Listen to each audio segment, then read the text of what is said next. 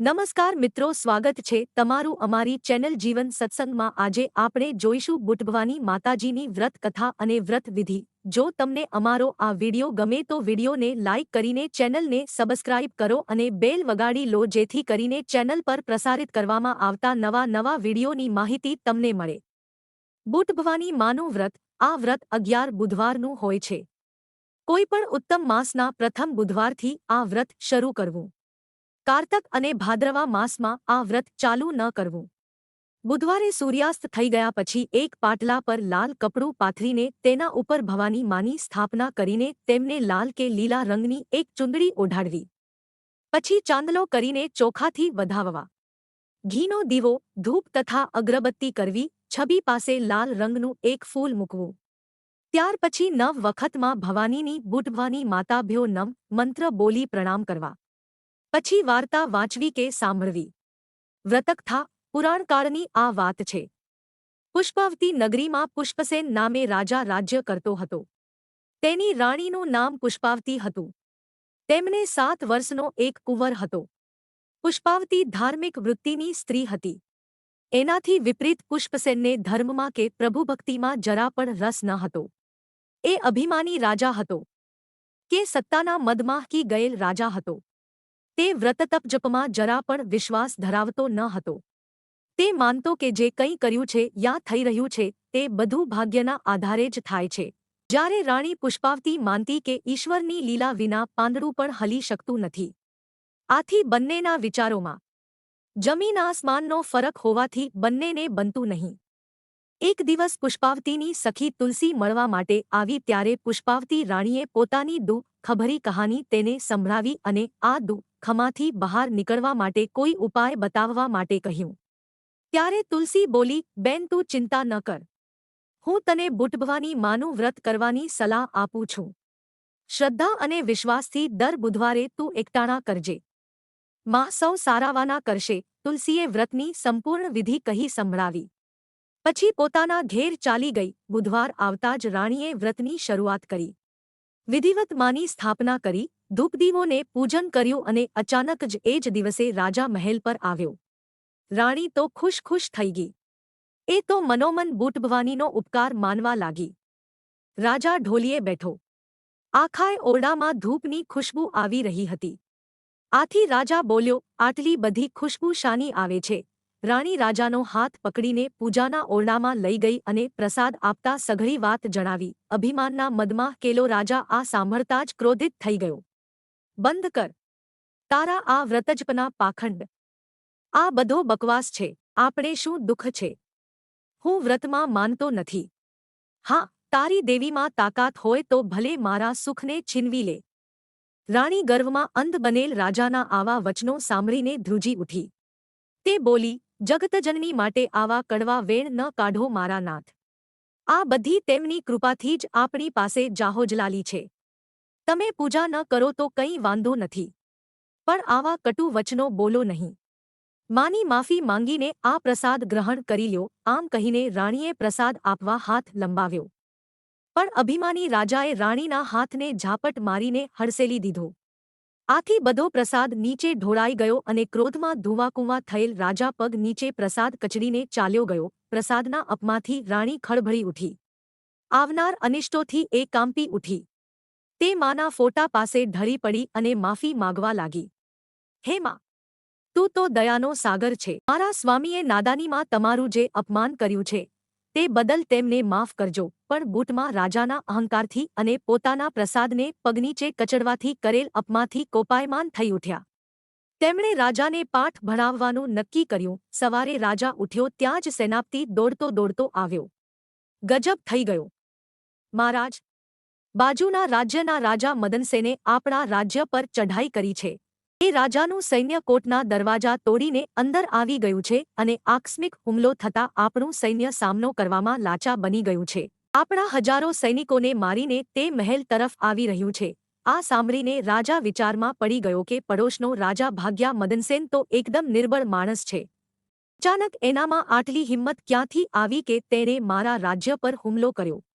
રાજાએ પોતાની તલવાર ઉઠાવી પણ શાણો સેનાપતિ હાથ જોડતા બોલ્યો, મહારાજ, આ મુકાબલો કરવાની વેળા નથી।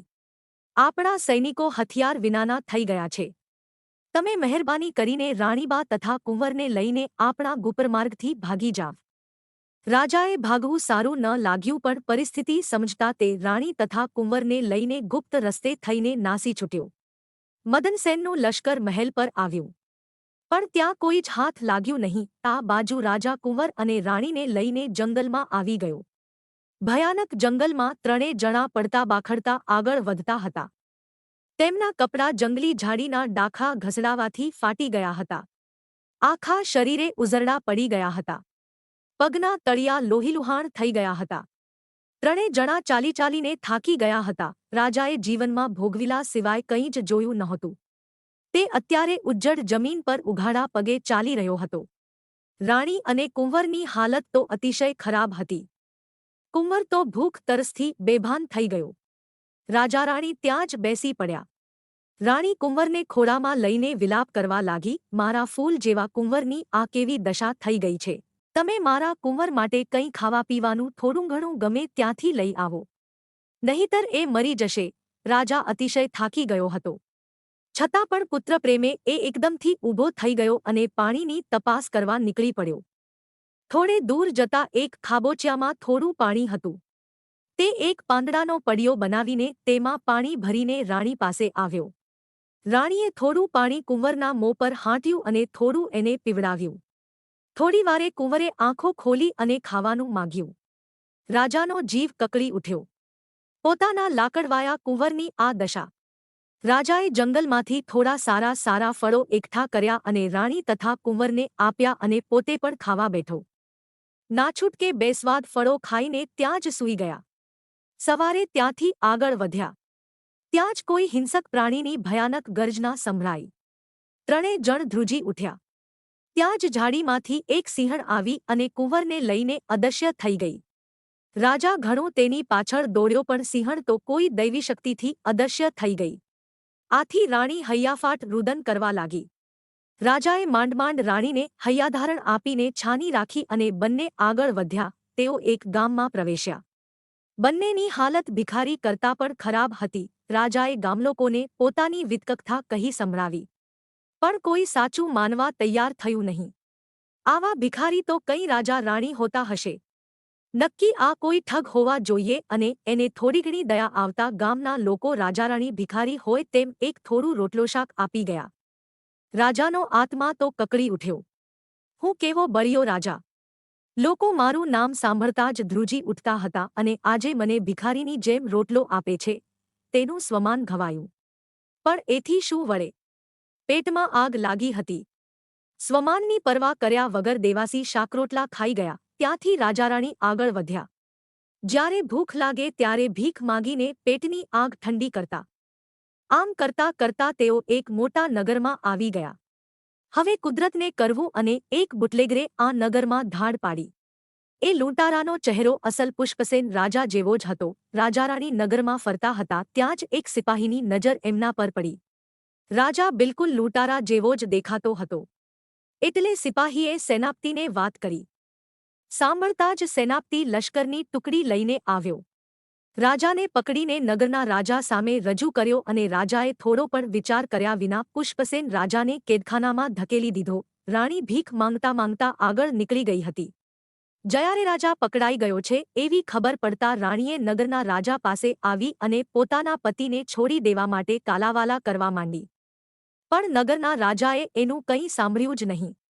આથી રોતી કકળતી પોતાના નસીબને દોષ દેતી રાણી નગરમાં ગાંડાની જેમ ભટકવા માંડી. તે સમજી ગઈ હતી કે આ બધો જ બૂટમાનો કોપ છે. રાજાએ માના પ્રસાદનું કરેલ અપમાનનું આ પરિણામ છે. આથી રાણી નગરમાં આવેલ બૂટમાના મંદિરે ગઈ અને મા પાસે ખોળો પાથરીને પોતાના પતિની રક્ષા કરવા માટે વિનંતી કરવા લાગી. માં, તું તો દવાની દેવી છે. મારા પતિએ તારા પ્રસાદનું અપમાન કર્યું છે તે હું જાણું છું.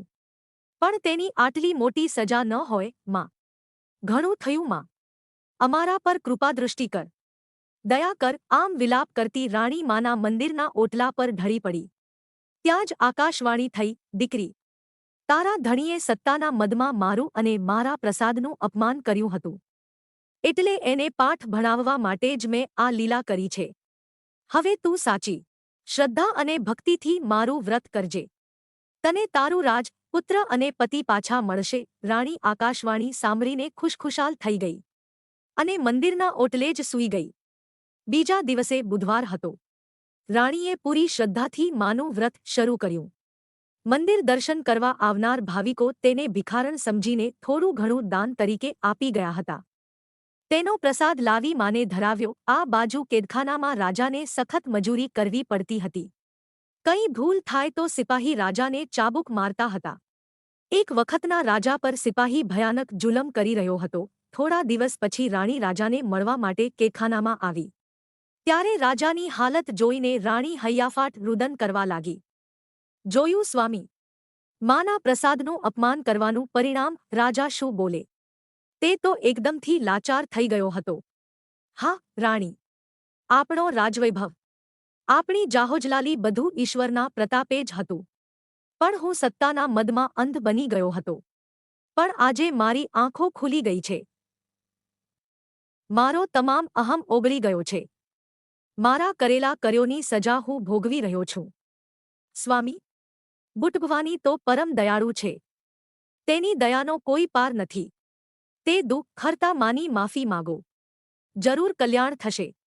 રાણી, મારી ભૂલ હું કબૂલ કરું છું અને બુટભવાનીની સાચા દિલથી માફી માગું છું. હે બુટમાં, મેં જાણે જાણે તમારો અપરાધ કર્યો છે. મને માફ કર માં. હવે મારાથી આ દુઃખ સહન નથી થતું. રાજાને સાચા દિલથી પસ્તાવો કરતા જોઈને રાણીને ખુશી થઈ. તે રાજાને હિંમત અને આશ્વાસન આપીને પોતાના રહેઠાણે પાછી આવી. રાણી શ્રદ્ધાપૂર્વક માનું વ્રત કરી રહી હતી. પાંચમો બુધવાર આવતા જ જાણે કે ચમત્કાર થયો. નગરના રાજાને પોતાની ભૂલ સમજાઈ. તેણે માનભેર પુષ્પસેન રાજાને કેદમાંથી બહાર કાઢ્યો. નવડાવી ધોવડવી નવા વસ્ત્રો પહેરાવીને થોડી સોનામહોરો આપીને તેને વિદાય કર્યો. રાજા પોતાની રાણી જયા રહેતી હતી તે બુટમાના મંદિરે આવ્યો. રાજાને જોઈને રાણી તો રાજી રાજી થઈ ગઈ. રાજાએ બુટમાને સાચા મનથી નમન કર્યું અને પોતાના અપરાધની માફી. રાતે બુટમા રાણીને સપનામાં આવ્યા અને કહ્યું, દીકરી, હવે તમે તમારા રાજ્ય તરફ પાછા વળો. મારી કૃપાથી હવે સૌ સાથે વાના થઈ જશે. રાણીએ સવારે ઉઠીને રાજાને વાત કરી.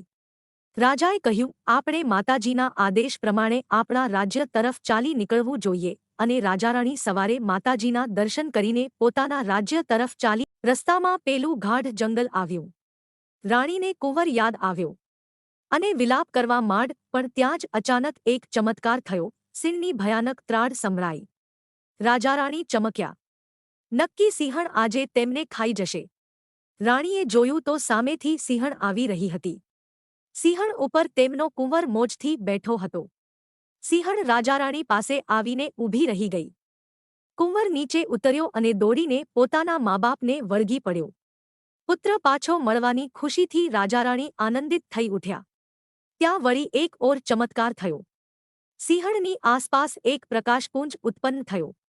રાજારાણીની આંખો અંજાઈ ગઈ અને આંખ ખોલીને જોયું તો તેમની સામે સાક્ષાત બુટભવાની ઊભા હતા. રાજારાણી તો તેમના ચરણોમાં ઢળી પડ્યા. દેવી મંદ મંદ મધુરું હાસ્ય કરતા બોલ્યા, બોલ રાજા, તારું ભાગ્ય પ્રબળ છે કે મારું સામર્થ્ય? તારું બળ મોટું છે કે મારી શક્તિ? શુજા શું બોલે? શર્મને લીધે એની ગરદન ઝૂકી ગઈ. દેવી ઓલ્યા, રાજન, હું બુટભવાની પોતે તારી સામે ઊભી છું. તે અહંકારથી મારું તથા મારા પ્રસાદનું અપમાન કર્યું હતું. તને પાઠ ભણાવવા માટે જ મેં માયાજાળ રચી હતી. હવે તો તને સમજાઈ ગયું હશે કે ઈશ્વરીય શક્તિ સૌથી મોટી છે.